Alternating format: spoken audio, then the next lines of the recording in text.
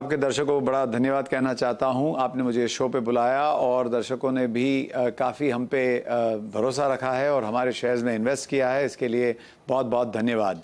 रही बात आपने जो पूछी मुंबई और एमएमआर के एरिया या इस मार्केट के बारे में, ये मार्केट काफ़ी वाइड और डीप है। इस मार्केट में बहुत सारा जो पेंट अप डिमांड हुआ करता था वो आज की तारीख में फ्रूएशन में आ रहा है।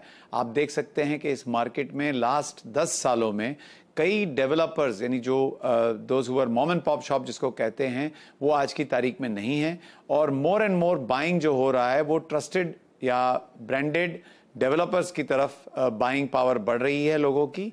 तो ये सारे जो चीज़ें हैं, this is what is keeping the market extremely strong, जो अच्छे डेवलपर्स हैं उनके लिए।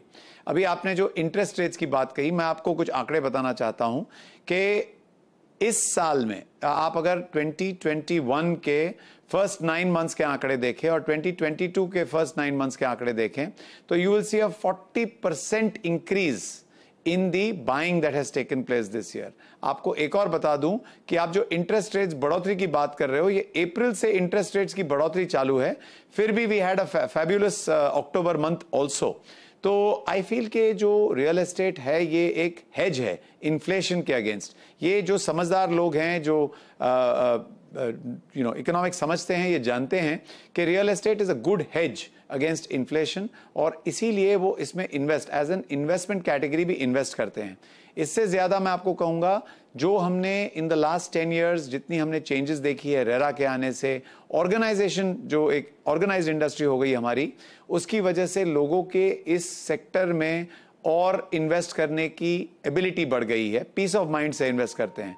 All this leads to a better market growth and I can say Mumbai MMR जो है वो एक इन इंडिया सोने की चिड़िया है और यहाँ पे जितने भी हमारे डेवलपर्स हैं ये और काम कर रहे हैं और यस नहीं, बिल्कुल सही कहा आपने सर। बोमन सर, चूंकि आपका जेडी जेवी का फॉर्मेट है जिस पे आप काफ़ी काम करते हैं, तो मुझे ये बताइए कि फिर न्यू लॉन्चेस या किस तरीके के नए प्रोजेक्ट आप लेके आ रहे हैं जिससे लोगों को और इंटरेस्ट जगे कि किस किस इलाकों में किस तरीके के प्रोजेक्ट्स आ रहे हैं आपके? रुस्तम जी ने ऑलवेज एक एसेट लाइट अप्रोच मेंटेन की है और ये एसेट लाइट अप्रोच का मतलब है हम जेवीज जेडीज में ज्यादा मानते हैं, रीडेवलपमेंट्स में ज्यादा मानते हैं। हम ज्यादा करके लैंड्स खरीद के हमारे कैपिटल को ब्लॉक नहीं करते हैं। और जहां तक आप पाइपलाइन की बात कर रहे हो तो हमारी बिजनेस डेवलपमेंट टीम जो है वो कंटिन्यूसली जितने भी रीडेवलपमेंट्स हो रहे हैं और जितनी जगहों में इंफ्रास्ट्रक्चर की ग्रोथ हो रही है, मान लीजिए हमने डोंबिवली में जस्ट रिसेंटली एक जॉइंट डेवलपमेंट टाई अप किया है। ये भिवंडी में जितना हमारा लॉजिस्टिक्स मार्केट ग्रो हो रहा है उसकी जो रेजिडेंशियल एब्जॉर्प्शन है हमारे स्टडीज के मुताबिक ये डोंबिवली एरिया में ओवरफ्लो होंगी और इसलिए Rustam ji has made a presence out there. रही बात इंफ्रास्ट्रक्चर जहां जहां ग्रो हो रही है, हमारी बिजनेस डेवलपमेंट टीम आज की तारीख में मुंबई एमएमआर एरिया में ही जहां पे इंफ्रास्ट्रक्चर की फ्यूचर ग्रोथ होने वाली है, जैसे कि जितने नोड्स में मेट्रो स्टेशन आ रहे हैं, जितने नोड्स में हमारी सी लिंक जाने वाली है और जितनी जगहों में बुलेट ट्रेन या हाईवेज जाएंगे, वो सब जगहों में हम हमारी बिजनेस डेवलपमेंट टीम जेवीज जेडीज के माध्यम से लैंड ओनर्स के साथ बातें कर रही है।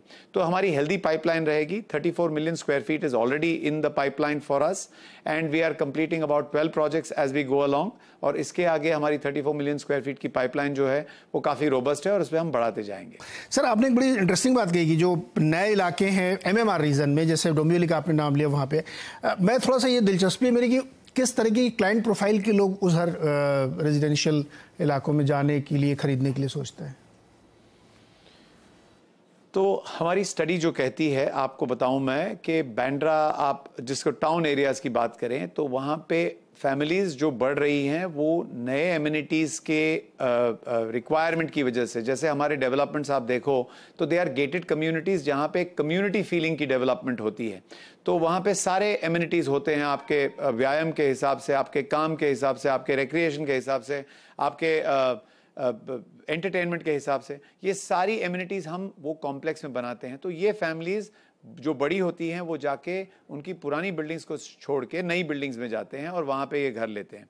रही बात आप जो बात कर रहे हो इंफ्रास्ट्रक्चर जहां जहां जा रही है, वहां वहां जो डेवलपमेंट हो रहा है, डोंबिवली का मैंने आपको बताया कि भिवंडी में बहुत सारा लॉजिस्टिक्स डेवलपमेंट हो रहा है। Bhiwandi is the largest logistics hub land in India. तो वहाँ पे जितनी डेवलपमेंट जितनी ज़ोरों से हो रही है, तो पीपल आर लुकिंग फॉर जो अच्छे डेवलपमेंट्स है वो एरिया में, जहाँ पे उनको सेफ्टी सिक्योरिटी मिले, अच्छे स्कूल्स इन द नेबरहुड मिले, हेल्थ केयर फैसिलिटीज़ मिले, अच्छी लाइफस्टाइल की एमिनिटीज़ मिले। तो ये सारे जो लोग इस इंडस्ट्री से रिलेटेड है वो डोंबिवली में आ रहे हैं। अब मैं आपको बता दूं, कल उठ के पालघर बोईसर में जो बहुत बड़ा पोर्ट आ रहा है, और वहाँ से मैंने आपको जैसे बताया बॉम्बे बड़ौदा हाईवे जा रहा है, वहाँ पे दिल्ली मुंबई रोड आ रहा है, जहाँ पे आपकी बुलेट ट्रेन जो है उसका स्टॉप है।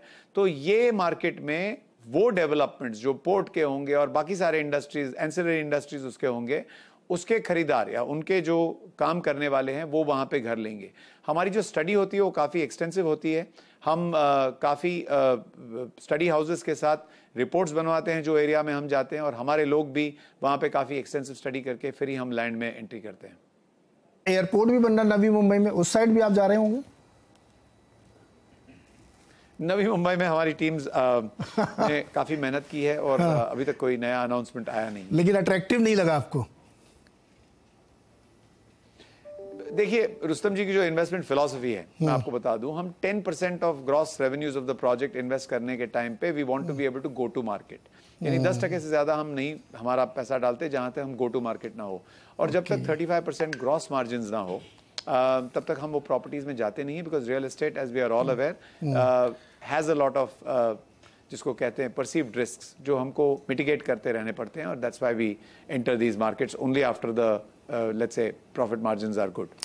करेक्ट सर, आपने कहा कि बांद्रा वाले लोग जो हैं, जो फैमिली एक्सटेंड होती है तो वो दूसरी जगह पे जाते हैं अच्छी, तो बांद्रा में आप फिर से उनके घरों को रीडेवलप कर देते हैं, राइट? जी अच्छा सर, एक लास्ट क्वेश्चन आप जो पूछ रहे हो। हाँ जी बोलिए। हाँ जी बोलिए ना। नहीं, आप देखेंगे तो रीडेवलपमेंट उन एरियाज में हो रहा है जहां पे 30 और 50 साल की पुरानी बिल्डिंग्स हैं, और हमारी जो डीसीपीआर है वो आज की तारीख में अलाउ करती है कि पुराने बिल्डिंग्स को वहां से निकाल के उनकी जगह नई बिल्डिंग बनाई जाए। एक तरह की नई जान भरनी चाहिए हमें इस सिटी में। इंफ्रास्ट्रक्चर के आने से काफी जान भर गई है, लेकिन हमारे जो पुराने बिल्डिंग्स हैं उनको अपग्रेड किया जाना चाहिए, और ये पुराने बिल्डिंग्स जब अपग्रेड होंगे तो यहाँ पे रहने वाले जो है वो ज्यादा खुश रहेंगे। सर एक आखिरी क्वेश्चन, हम लोग काफ़ी चर्चा कर रहे हैं और बजट कंसल्टेशन शुरू भी हो गए हैं, और बहुत सारे लोग अपने जाके बातचीत भी करें। रियल एस्टेट सेक्टर के लिए आप लोग क्या एक्सपेक्ट करते हैं कि बजट में होना चाहिए? आप तो जानते हो कि मैं क्रेडाई MCHI में काफ़ी वर्षों से मेहनत कर रहा हूं, और क्रेडाई नेशनल में के माध्यम से हम गवर्नमेंट को time and again reach out करते हैं। हर साल हम बजट के पहले हमारी रिक्वायरमेंट्स जो है वो गवर्नमेंट को देते हैं। हमारी रिक्वायरमेंट्स काफ़ी सिंपल है साहब। बेसिकली कस्टमर को एडवांटेज करके आप अगर होम बाइंग को इंक्रीज करेंगे तो आपकी GDP में काफ़ी भारी बर्ताव आएगा। रही बात अगर हम एक चीज मांग सकते हैं गवर्नमेंट से, तो वो है सिंप्लीफिकेशन ऑफ GST रूल्स, जो हमारे एरिया ऑफ ऑपरेशन में स्पेशली रीडेवलपमेंट में हमको काफ़ी कॉम्प्लेक्सिटी आती है। रही बात अगर आप कस्टमर्स के लिए इंटरेस्ट रेट्स घटा दो, फर्स्ट होम बायर्स के लिए या सेकंड होम बायर्स के लिए आप एक्स्ट्रा जिसको बोलते हैं इनकम टैक्स बेनिफिट्स दे दो, तो मेरा ये मानना है कि हर कोई चाहता है, as a Indian everybody wants to have one home at least. तो ये हमारे प्रधानमंत्री जी की भी क्लैरियन कॉल थी कि होम्स फॉर ऑल बाय 2022। ये तो कोविड आ गया, वरना हमने काफ़ी काम कर लिया होता, और आज भी हमारी industry shoulder to shoulder government के साथ काम करके ये कर रही है। तो हमारी मांग जो या रिक्वायरमेंट या रिक्वेस्ट जो रहेगी FM से और उनकी पूरी टीम से, तो यही रहेगी कि कस्टमर को इस एसेट क्लास में बढ़ोतरी देने के लिए उनको इनकम टैक्स के बेनिफिट्स दिए जाएं, ताकि ओवरऑल GDP भी बढ़ जाए। बता दें कि मनी कंट्रोल पर दिए गए विचार एक्सपर्ट्स के अपने निजी विचार होते हैं। वेबसाइट या मैनेजमेंट इसके लिए उत्तरदायी नहीं है। यूजर्स को मनी कंट्रोल की सलाह है कि कोई भी निवेश निर्णय लेने से पहले सर्टिफाइड एक्सपर्ट की सलाह लें।